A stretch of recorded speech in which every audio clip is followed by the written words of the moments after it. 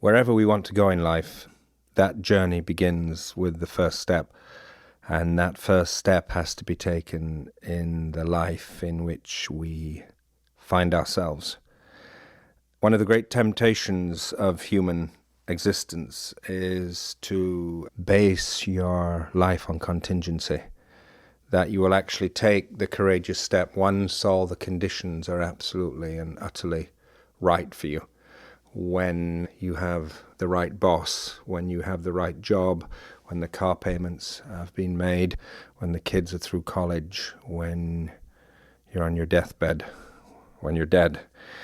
It will be certainly easier then. The thought is that if only I can control the climate of my existence and get the temperature exactly right, then when I'm completely comfortable and have a sense of freedom and a sense that I'm not beholden to anything, then I'll take a courageous step in my life.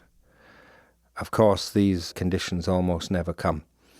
Every courageous life is lived in the grit and difficulty of existence. Nel mezzo, as Dante said at the beginning of the Commedia, nel mezzo del cammin di nostra vita, me retrovai per una selva oscura. In the middle of the road of my life, I awoke in a dark wood where the true way was wholly lost. In the middle of the road of my life, I awoke in a dark wood where the true way was wholly lost.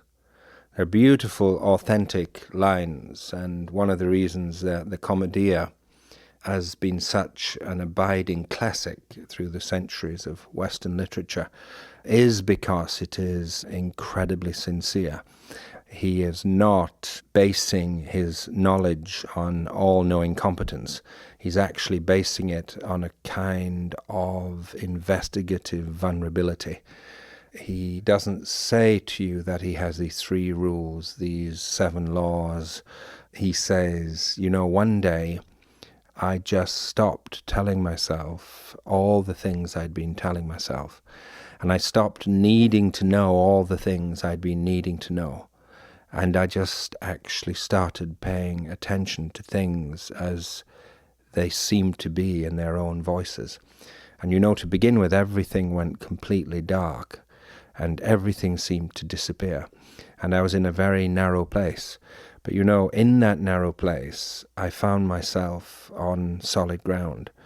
And from that narrow place, I could take a step into something I could actually call my own life.